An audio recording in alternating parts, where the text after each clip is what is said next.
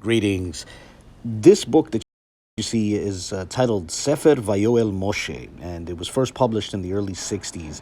And it's one of the major works of religious Jewish anti-Zionism. And what I mean by that is there have been lots of Jews who were anti-Zionist, but a lot of the public face of Jewish anti-Zionism comes from the secular left, from, for example, Jews who reject Zionism and critique the modern state of Israel from a communist perspective. Less well known is the other end of that Jewish anti-Zionist spectrum, which is the ultra-Orthodox side. The one aspect of that other side, which people are familiar with, is Naturei Karta, who are actually non-Hasidic. But this work here, Va-Yo'el Mosheh, is a Hasidic work. It's produced by a Hasidic rabbi, the Rebbe or head rabbi of the Satmar Hasidic sect. You see, Satmar is a much larger group than Naturei Karta, but it might be less well known because it's less media savvy and less sensational in its tactics. And, so perhaps, like I said, it's less well known outside of New York. But whatever the case, here's the opening page, and you see the title in the largest text, Va-Yo'el Mosheh. And then in the smaller text under that, it refers to Shlosha Ma'amarim, the three articles, the three essays, or the three treatises that make up this book. The first two are Ma'amar Shalosh Shavuot, treatise on the three oaths, and Ma'amar Yishuv Eretz Yisrael, treatise on residing in the land of Israel.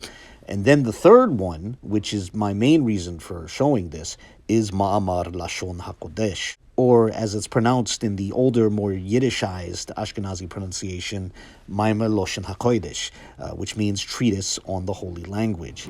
And you see the author there, Yooel Teitelboim, or Joel Date Tree, Yooel Teitelboim, who was, as I said, the leader of the Satmar Hasidic sect for most of the 20th century, for roughly 70 years. Now, regarding this work, it's a massive, nearly 500-page polemic against Zionism, and it's a very dense read. It's a very difficult read. As at almost every turn, on almost every page, you find the text littered with acronyms, which is actually common in Hasidic literature, and then it's filled with all sorts of technical allusions to different aspects of rabbinic literature, much of which is going to be obscure to those who are outside the Jewish paradigm. So, even if you understood most of the words, it can still be really hard to understand. I certainly found this book very hard to understand. If it was ever translated into English, it would need a lot of annotations for the average reader to be able to make sense of significant portions of it. All these sorts of references that are only familiar to people with rabbinic educations and maybe Hasidic educations, I don't know. But whatever the case, after the first 400 pages, you come to the third treatise, the treatise which I wanted to focus on in this video, Ma'amar Lashon HaKodesh, or as I said, and this is relevant to the topic, in a more Yiddish pronunciation, or at least maybe an Eastern Yiddish dialect, it's pronounced Ma'amar Lashon HaKodesh. And pronunciation, as I just alluded to, will have some relevance here. But however one pronounces it, whether you say Lashon HaKodesh or Loshn Koydesh, the title means treatise on the holy language, or language of the holy, right? So while the book overall is a highly technical religious polemic against Zionism in general, this third treatise is more specifically a polemic against the language which came to be associated with the Zionist movement and the state of Israel, that being modern Hebrew, or what's now called modern Israeli Hebrew. This treatise distinguishes modern Hebrew from Loshn Koydesh, and we might describe Loshn Koydesh as rabbinic Hebrew, as it encompasses biblical Hebrew as well as the Hebrew of rabbinic literature, like Mishnaic Hebrew, and that of, later sources with a little bit of Aramaic mixed in.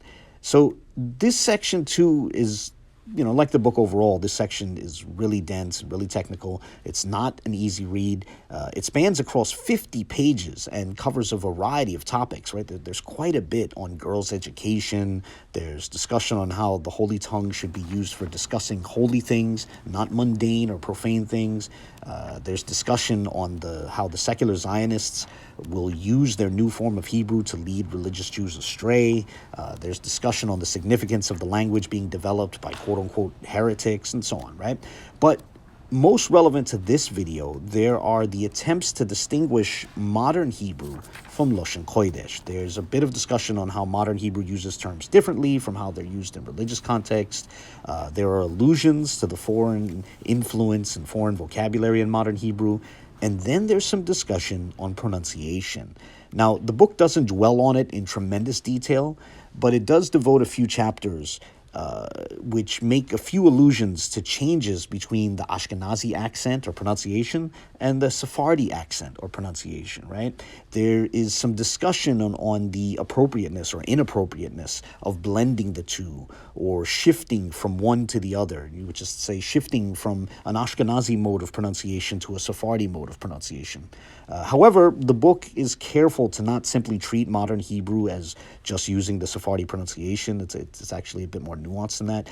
For example, towards the end of the previous treatise, it refers to this quote-unquote unclean tongue, which they call Ivrit, but which is not the language of the Sephardim. That's what it says in the highlighted portion there, and then right above it is a reference to the unclean tongue. Now, in short, modern Hebrew is treated as something new with new words, new meanings, and different pronunciations, only some of which comes from the Sephardi approach to pronunciation. And I wanted to focus on the Sephardi pronunciation part because it's going to be relevant in a moment, so keep that in mind. One of the complaints of proponents of Loshn Koydesh was that modern Hebrew tried to get Ashkenazim to switch to Sephardi pronunciations.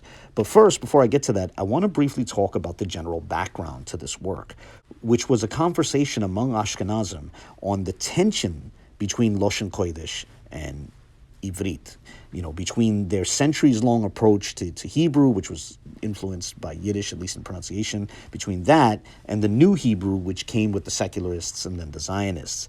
Now, I have at the top left of the graphic a time frame that from roughly the 1940s to the 1960s, and the book that we just looked at was first published in 1961. But truth be told, this conflict between modern Hebrew and Loshn Koydesh goes back farther than that, and arguably it predates the Zionist movement, right? It arguably goes back to the days of the Haskalah, which is to say the Jewish Enlightenment in the late 18th and 19th centuries. While he's from a different Hasidic sect, I want to show a clip of a Lubavitch rabbi. So this is going to be someone from Lubavitch rather than Satmar, but I'd like to play a clip of a Hasidic rabbi, a Lubavitcher rabbi, recounting how the highly educated proponents or advocates or agents of the Haskalah, which are known as the Maskilim, how those agents of the Haskalah use their finer command of Hebrew, particularly Hebrew grammar, as one of their tools or weapons for undermining the religious communities within the Jewish spectrum. Here's the clip. And of course, we know their techniques. Their techniques involved the use of diktuk, Hebrew grammar, and language, and the artistic side of Loshn Koydesh and Tanakh, which they prioritized and saw as a vehicle for their hope of modernizing and enlightening, intellectualizing on the one hand, but also cooling off on the other.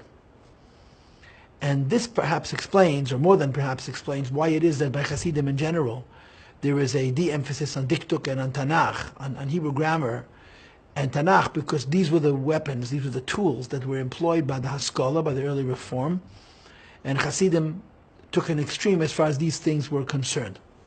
Now, I only wanted to show that to highlight that this tension between religious Jews and highly educated secular Jewish Hebraists predates the Zionist movement, going back to the Haskalah. That's really where it starts, though some religious anti-Zionists might see a continuum there. They might argue that Zionism is merely an outgrowth of the Haskalah.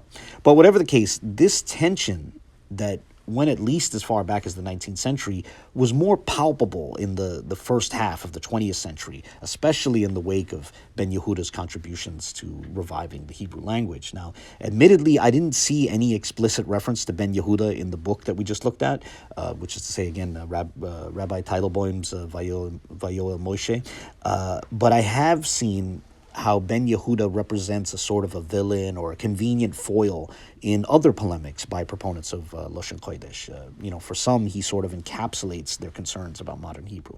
But anyway, there was this ongoing discussion amongst Ashkenazim, right? So think of it as like a cloud of murmurings and objections and, about the tension between Loshn Koydesh and modern Hebrew, some of which was rooted in resentment and some of which was over pronunciation or grievances that they felt about pronunciation. pronunciation, as modern Hebrew rejected the heavily Yiddish pronunciation of the Ashkenazim and tried to get them to adopt a different sort of pronunciation. And the text that we just looked at, that 50-page long work titled Loshn Koydesh, which again is the third treatise of the Satmar Rebbe's massive polemic against Zionism, right? That polemic was an example of the most concentrated distillation of that discussion, and from an ultra-Orthodox perspective, right? A religious scholar who was the head of a very large Hasidic sect in New York composed a detailed exploration of their concerns, their objections, perhaps their grievances, and their justifications for rejecting modern Hebrew and doubling down on what they called Loshn Koydesh as the alternative. Now, it's important to note that scholar, the Satmar Rebbe, lived in New York. He lived in Williamsburg, Brooklyn. You see, the cloud of discussions among Ashkenazim on this tension between Loshn Koydesh and modern Hebrew wasn't only taking place in New York, but it is nonetheless worth noting that it was taking place in New York, with some of the more thoughtful polemics being developed in that city. Now, why is that worth noting? Well, because during this same time period, which is to say the first half of the 20th century, there were also in New York African-American Hebrew Israelites who were sort of on the periphery of the rabbinic spectrum, and thus who were also on the periphery of that conversation about, again, this tension between Loshn Koydesh and modern Hebrew. And being on the periphery of that conversation, they were picking up some of its talking points and even some of its terminology, right? It was in that context that One West developed Lashawan Qadash. And this is where the part of the conversation which perceived a switch to a Sephardic mode of pronunciation becomes relevant. You see, nearly 8 years ago, back in 2016, Uzziel Lewi interviewed Nasi Barak, who was a gentleman who knew the founder of One West, Abba Bivens. He knew him personally. Now, I'm going to play this clip, and I want you to listen to how Nasi Barak recounts Bivens' introduction of Lashawan Qadash, which was then called Derek Habot. And listen to how he alternatively calls his preferred system of pronunciation Sfaradit, or as he pronounces it, Sephardit. Right? So this clip will run for about a minute, and fair use. Then I learned Derek Abot. Derek Abot is the one that Abba used to teach us. It's called the way of our fathers, I learned that, but I really thought that. You see, Derek Habot in Mosheh, he used to teach that. Yeah, Derek Habot. That's the way. It's Hebrew, but it's the way of our fathers. Like Derek Habot, the way of our fathers. Like Shalom, how they speak like that. It was instead of saying Shalom, they say Shalama. Shalom. They say Barakata. And it was Abba told me that he was reading the Tanakh one time, and some man appeared in his kitchen in a gray suit. I said, "Yeah, you sure?" He said, "Yeah," and this man showed him how to read it, and that's why he called it Derek Abot. But I really didn't like it, but I learned it too, but we don't use it, because we use Sephardit, that's the kind of Hebrew we speak. Sephardit. Okay, again, notice how the word that he reached for to describe his more mainstream system of pronunciation was Sfaradit. Precisely the word which comes up when proponents of Loshn Koydesh object to the different pronunciations employed in modern Hebrew. So I would treat that as a sign that, Hebrew Israelites in New York who were contemporary with Bivens were indeed on the periphery of the discussions which mainstream Jews were having about the differing approaches to Hebrew. Now, on a minor note, regarding the name that Bivens apparently used, Derech Avot, which literally means way of fathers, perhaps it's worth noting the small coincidence that at the very end of Maimar Loshn Koydesh, the Satmar Rebbe sums up his thoughts in part by saying that parents should strive from generation to generation to raise seed which is righteous and blessed in the ways of our fathers. And he uses the same phrase, just with the plural for way and with an explicit possessive suffix on fathers, Darchei Avotenu.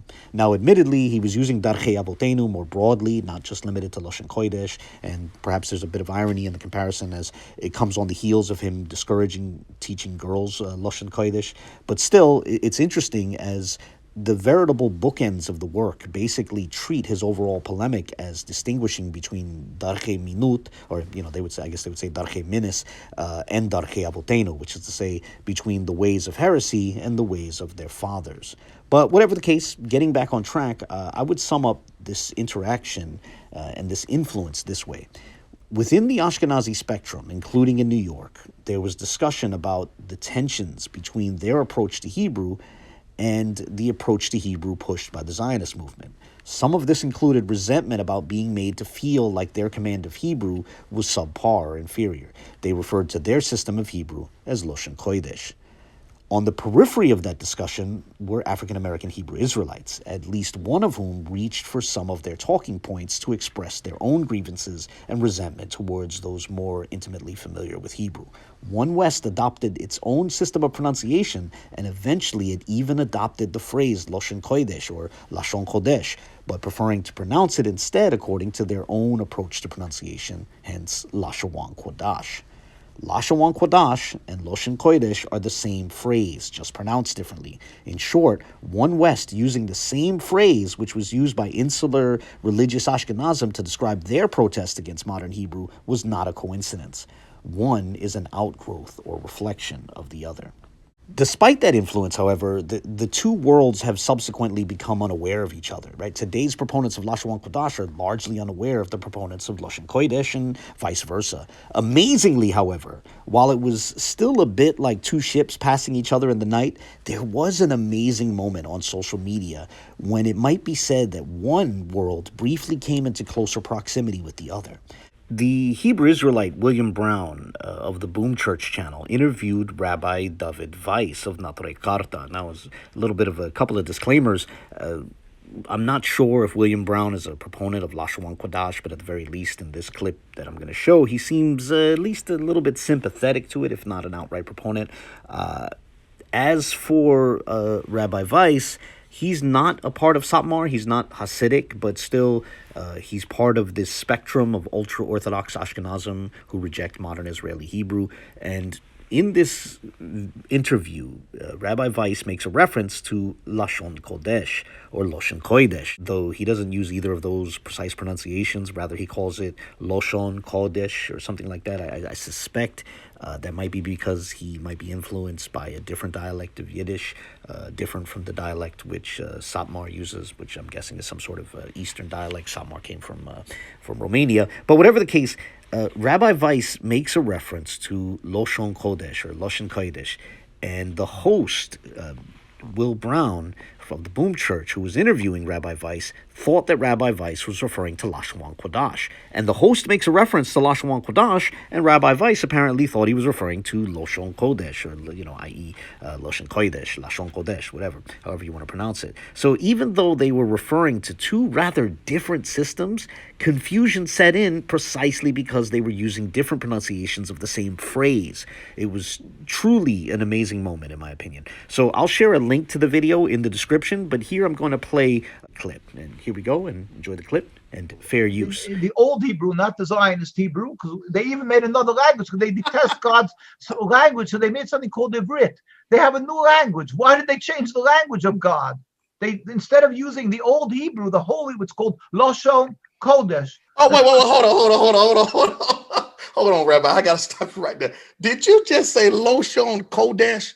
That's what Hebrew is called. Man, Rabbi. It means the holy language. And they changed. They made Ivrit. They have it Ivrit. Modern Hebrew, they call it Ivrit. Why did they make a new language? Because they detest God and the religion. They want to away from that. That's a fact. That's not ask them. You know, Rabbi, it's interesting. I'm laughing because I'm laughing at the fact of what you're saying, but also it's interesting because many Christians, and I know you asked me when we were talking on the phone, you were asking me about the limbas and things like, have we experienced any type of pushback, persecution, and things like that? And that's one of the conversations here in America that many Christians are against. They believe, in many of the secular Christians that we deal with, that we come in contact with, that have come against us, is that the Lashawan Qadash language, they believe that it's made up and that it's not true. So I don't know where, maybe they're getting that from the Zionists. I guess this may be what it is. And the reason why when you stated that they changed it from that and made up their own, Hebrew or whatnot. It's called modern Hebrew. They call it modern Hebrew because it's something modern. They just created Ivrit, they call it. But we use Loshn Koydesh. We pray and we've refused to speak modern Hebrew because it's repulsive. It's Okay, as a quick comment, I must say it was amazing how at the end of that, in that swirl of confusion, the host flirted with trying to pin disagreement with One West Lashawan Qadash on Zionism, right? That's just amazing. But anyway, with that, I'll close this video here. There's a lot more that could be said, and perhaps I will in future videos, but for now, I'll just close this here. I hope you found this interesting, and I hope it helps to illuminate some of the murky history of Lashawan Qadash and the environment which it came out of. I intend to put this video in both my rabbinic playlist and my Lashawan Qadash playlist. But that said, as always, I welcome any comments, questions, or criticisms, or objections, So feel free to share your thoughts, whether positive or negative, and God bless. Hebrew is called Loshn Koydesh. They don't mean modern Hebrew. Modern Hebrew is like all modern languages. It's a cholent. It's a conglomeration of all other languages mixed together to create a modern language. And you may or may not know that the Rebbe Rashab was actually happy about the fact that the Zionists had distorted Loshn Koydesh because he didn't want people to use the Loshn Koydesh, the holy language, for divrei chayil and worse than divrei chayil.